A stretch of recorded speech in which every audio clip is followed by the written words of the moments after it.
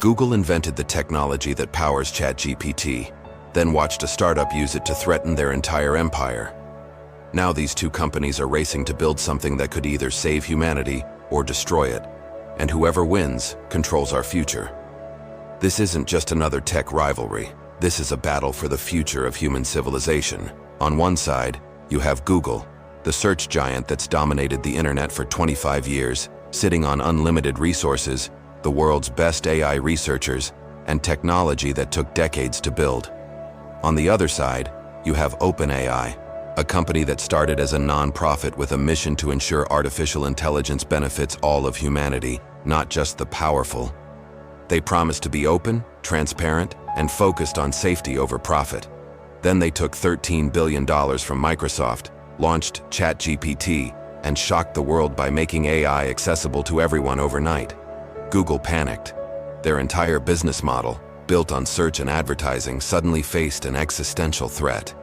They'd been working on AI for years but were too cautious to release it. OpenAI had no such hesitation. Now both companies are locked in a race to build artificial general intelligence, or AGI, AI that can match or exceed human intelligence in every way. Whoever gets there first doesn't just win a market. They potentially control the most powerful technology ever created. The decisions these companies make right now will determine whether AI becomes humanity's greatest tool or its final invention. In this video, we're going to break down how this war started, what each side believes, the massive risks they're taking, and why this rivalry matters more than any business competition in history. To understand this war, you need to understand where it began. And ironically, it began inside Google. In 2012, Google hired a British researcher named Geoffrey Hinton, one of the godfathers of deep learning, a type of AI that uses neural networks to learn from massive amounts of data. Google also brought in other top AI researchers and gave them resources to push the boundaries of what machines could do. In 2014, Google acquired a company called DeepMind for over $500 million. DeepMind was working on artificial general intelligence, AI that could learn and adapt like humans, rather than just performing narrow tasks. Google's strategy was clear: hire the best minds, give them unlimited computing power, and lead the AI revolution. For years, this strategy worked. Google's AI improved their search results, powered Google Translate, enabled voice recognition in Google Assistant, and made YouTube recommendations scarily accurate. Then in 2017, Google researchers published a paper that changed everything. It was called "Attention is All You Need," and it introduced something called the transformer architecture. This was a breakthrough in how AI could process language. Instead of reading text sequentially like previous models, transformers could look at all the words in a sentence simultaneously and understand context and relationships. This made AI much better at understanding and generating human language. Google published this research openly, following academic tradition. Anyone could read the paper, understand the technology, and build on it. This openness is standard in scientific research. You publish your findings so others can verify them, improve them, and advance the field. But Google didn't realize they'd just handed their competitors the blueprint for their own disruption. Meanwhile, in 2015, a group of tech luminaries had founded OpenAI.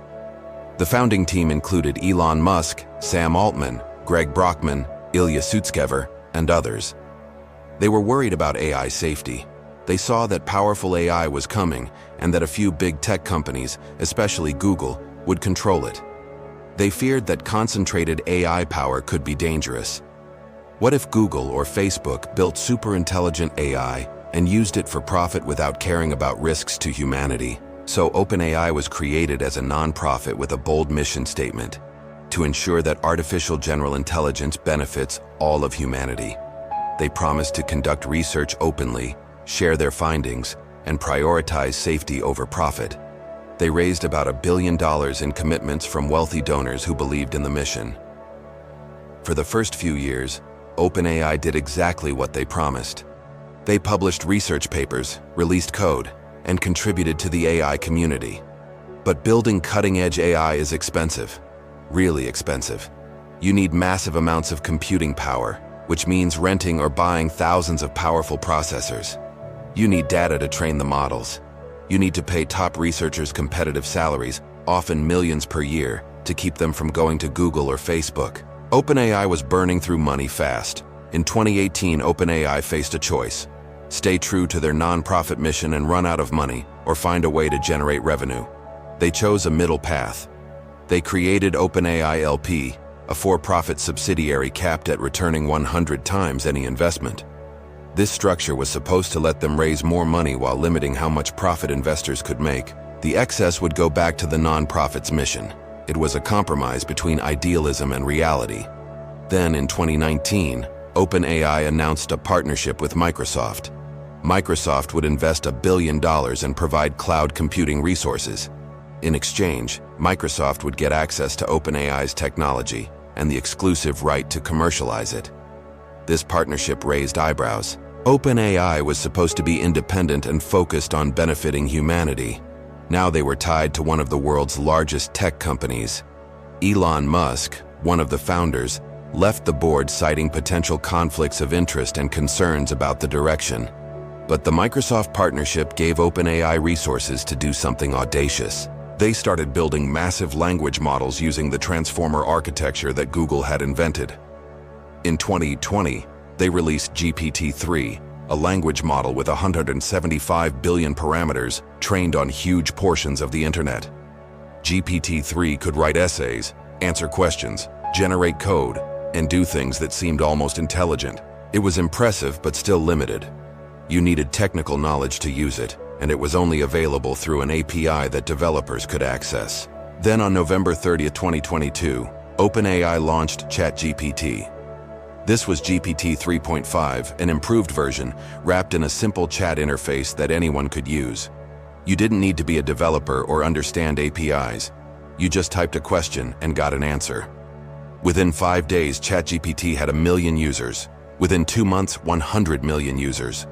It was the fastest growing application in internet history. People were blown away. Students used it to write essays. Programmers used it to debug code. Writers used it for brainstorming. Businesses explored how to integrate it. Suddenly, AI wasn't some future technology. It was here, now, useful, and accessible to everyone. The world realized that AI had reached a tipping point. Google panicked. They'd been working on similar technology for years. They had LaMDA, a conversational AI that was arguably more advanced than ChatGPT. They had BERT and other language models, but they'd been cautious about releasing them publicly. Google's business model depends on search and advertising. Every year, people perform trillions of searches on Google, and Google shows them ads. This generates over $200 billion in annual revenue. If people start using chatbots instead of search engines, Google's entire empire is at risk.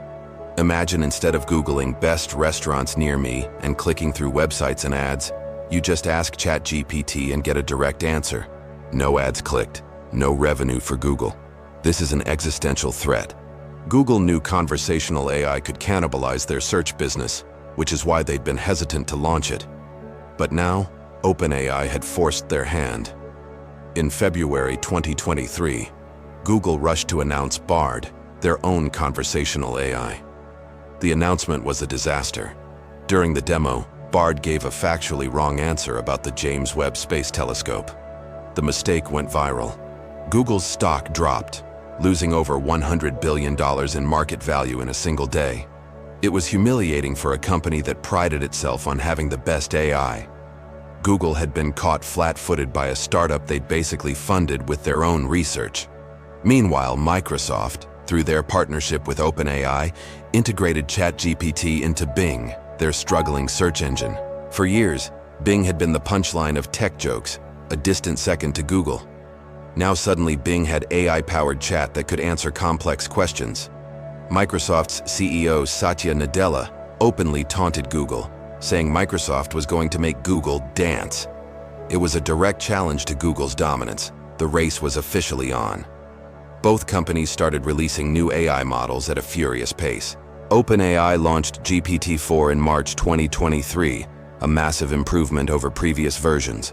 It could pass the bar exam, score highly on standardized tests, and understand images, not just text. Google countered with improvements to Bard and eventually rebranded it as Gemini. They released Gemini Ultra, claiming it matched or exceeded GPT-4 in many benchmarks. But the competition isn't just about who has the better chatbot. It's about fundamentally different visions for how AI should be developed and deployed. Google represents the traditional big tech approach. Build powerful technology in-house, control it tightly, release it carefully, and use it to strengthen your existing business model. They're cautious because they have so much to lose.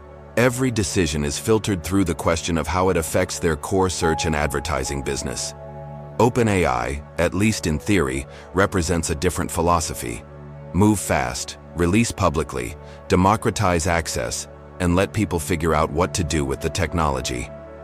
They claim to prioritize AI safety and beneficial outcomes for humanity, but their actions suggest they're also driven by competition and the need to maintain their lead. The open in OpenAI has become ironic. They no longer publish the full details of their models, citing safety and competitive concerns. GPT-4's architecture and training data are secret. This is a far cry from their founding promise of openness. This philosophical difference matters because AI is fundamentally different from previous technologies. A better smartphone or social network can change how we communicate, but doesn't pose existential risks. AI, especially as it gets more powerful, could. Advanced AI could be used to create bioweapons, conduct devastating cyber attacks, manipulate elections, or concentrate power in ways that undermine democracy. If we develop artificial general intelligence, AI that can match human intelligence and eventually superintelligence, AI that far exceeds human intelligence, we're creating something that could either solve all our problems or end our species. Many AI researchers, including some who work at OpenAI and Google, have warned about these risks. Geoffrey Hinton, the godfather of deep learning who worked at Google, left the company in 2023 so he could freely speak about AI dangers without constraints. He warned that AI systems could become more intelligent than humans sooner than expected, and that we don't know how to control such systems. He expressed regret about his life's work contributing to potentially dangerous technology. Ilya Sutskever, OpenAI's chief scientist and one of the company's co-founders, has been vocal about AI safety concerns. In late 2023, he was part of a boardroom drama where OpenAI's board briefly fired CEO Sam Altman, apparently over concerns about moving too fast on AI development without adequate safety measures. Altman was reinstated after days of chaos, with Microsoft and investors pressuring the board. Sutskever later left OpenAI to start his own AI safety company, suggesting deep disagreements about priorities.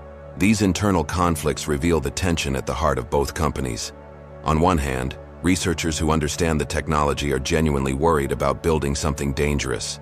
On the other hand, executives and investors want to move fast, capture markets, and generate returns. These pressures often conflict. Safety research slows down development. Caution means competitors might get ahead. The incentive structure of modern capitalism pushes toward speed and competition, even when the stakes are civilization-level risks. Here's the terrifying reality. Nobody actually knows how these AI systems work. Not fully. They're trained on massive datasets using enormous computing power. The models develop their own internal representations and patterns that researchers can't fully interpret. These are called black box systems. You can see what goes in and what comes out, but you can't always explain why the system makes particular decisions. This creates serious problems. AI systems have shown unexpected behaviors. They can be manipulated through carefully crafted prompts to bypass safety restrictions. They can generate misinformation convincingly. They can exhibit biases based on their training data. They've hallucinated, meaning made up information that sounds plausible but is completely false. And as these systems get more powerful, the potential for dangerous emergent behaviors increases. Both OpenAI and Google have AI safety teams working on these problems. But safety research is slow and difficult while the pressure to release new products is constant. Microsoft is pushing OpenAI to integrate AI into every product. Google can't afford to fall behind in the AI race. The result is that both companies are deploying increasingly powerful systems before fully understanding their implications. There's also the problem of concentration of power.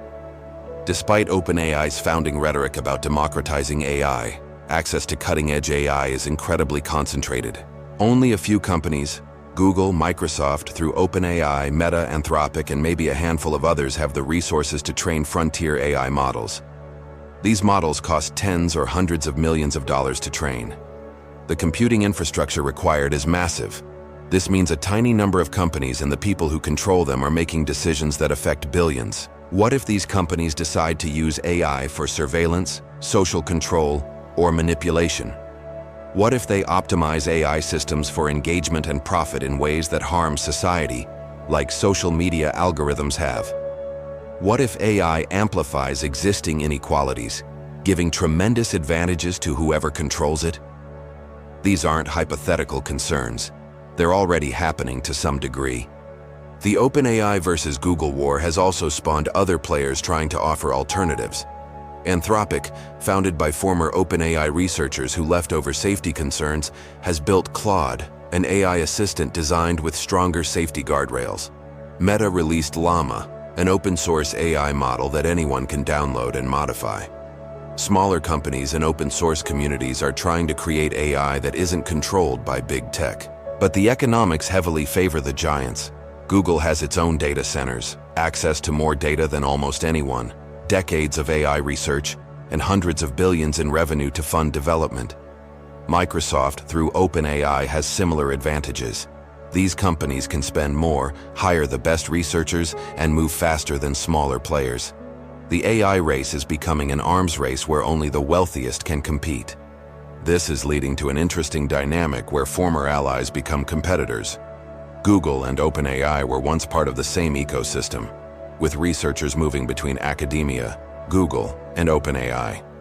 Now they're in bitter competition, poaching each other's talent, racing to release products, and trying to lock customers into their platforms. This competitive pressure might actually increase risks if it causes companies to cut corners on safety to ship faster. The geopolitical dimension adds another layer. China is investing heavily in AI and has its own tech giants like Baidu and Alibaba developing advanced systems. The US government sees AI as critical to national security and economic competitiveness. There's pressure to move fast to maintain American leadership. But if the US and China are both racing to build more powerful AI without prioritizing safety, the risks multiply. It becomes a prisoner's dilemma where both sides know cooperation would be safer, but neither wants to fall behind. Some researchers advocate for slowing down, establishing international agreements on AI development, and solving safety problems before building more powerful systems. But this is difficult when there's so much money, power, and national prestige at stake. Companies that slow down risk being overtaken by competitors. Countries that regulate heavily might lose their AI industries to less regulated jurisdictions. We're now at a critical moment. Both OpenAI and Google are working toward artificial general intelligence. OpenAI has stated that AGI is their goal. Google's DeepMind division is explicitly pursuing AGI. They believe AGI could arrive within years, not decades. Some researchers think we could see AGI by 2030 or even sooner. Others think it's further away or might never happen. But if the optimists are right, we're incredibly close to creating something that could reshape civilization. What happens when AI can do most cognitive work better than humans? Millions of jobs disappear. The economy transforms. Education becomes obsolete in its current form. Whoever controls AGI has unprecedented power. Imagine an AI that can conduct scientific research, write software, create art, make strategic decisions, and learn continuously. It would be the ultimate tool for whoever owns it. Now imagine that AGI leads to superintelligence, AI that's not just as smart as humans but far smarter. Superintelligence could solve problems we can't even formulate. It could cure diseases, reverse climate change, unlock clean, unlimited energy, or achieve things we can't imagine. But it could also manipulate, deceive, or harm us in ways we can't predict or prevent. The alignment problem, ensuring that superintelligent AI does what we want and doesn't hurt us, is unsolved. We don't know how to guarantee that AI with goals will keep those goals as it becomes more powerful. The OpenAI versus Google rivalry is accelerating us toward this future without adequate safeguards.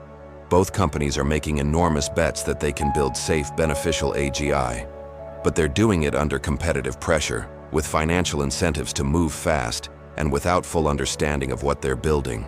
This is arguably the most consequent risk humanity has ever taken. So who's winning the AI war? It depends how you measure. OpenAI captured public imagination first with ChatGPT and maintains a lead in brand recognition and user enthusiasm. Google has deeper resources, more comprehensive AI infrastructure, and integration across billions of devices and services.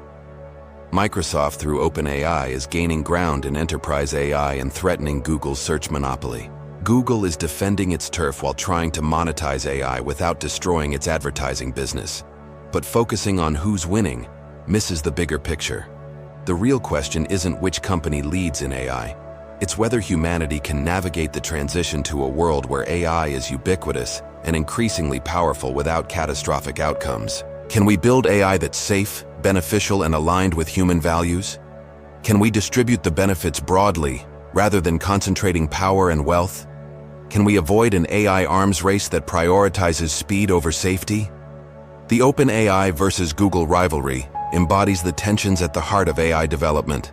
Open innovation versus proprietary control, moving fast versus being careful, profit versus safety, democratization versus concentration of power. These aren't just business strategy questions. They're civilizational questions that will determine what kind of future we're building. Both companies claim to care about safety and beneficial outcomes. Both have smart, well-intentioned people working on these problems. But both are also locked in a competitive dynamic that creates pressure to take risks. Neither can unilaterally slow down without losing ground to the other or to international competitors. This is a coordination problem that markets alone can't solve. It requires regulation, international cooperation, and a willingness to prioritize long-term safety over short-term advantage. The irony is that OpenAI started as an attempt to prevent exactly this scenario. They saw the dangers of AI concentrated in a few companies racing for dominance and created OpenAI to be different, but competitive and financial pressures transformed them into another company, racing to build the most powerful AI as fast as possible, funded by one of the biggest tech companies in the world. The road to potential catastrophe might be paved with good intentions. Google, for their part, represents the cautious incumbent suddenly forced to move faster than they're comfortable with. They have safety researchers, ethics boards, and careful processes. But they also have shareholders, competitors, and market pressures. When a startup threatens your core business, caution becomes expensive. The AI war between OpenAI and Google is ultimately a mirror showing us the best and worst of how innovation happens. The best is brilliant people pushing boundaries, creating tools that could help billions, and genuinely trying to build beneficial technology. The worst is reckless speed driven by competition, concentration of power in a few hands, and taking civilization-level risks for corporate advantage. What happens next depends on choices these companies make and how society responds. Will we demand transparency and accountability? Will governments regulate AI development to ensure safety? Will international cooperation prevent a dangerous race to the bottom? Or will we sleepwalk into a future where a few companies have godlike technological power with insufficient safeguards? One thing is certain. The decisions OpenAI, Google, and a handful of other AI companies make over the next few years will shape human civilization for generations, or possibly forever. This isn't hyperbole. We're building technology that could either be humanity's greatest achievement or our final mistake.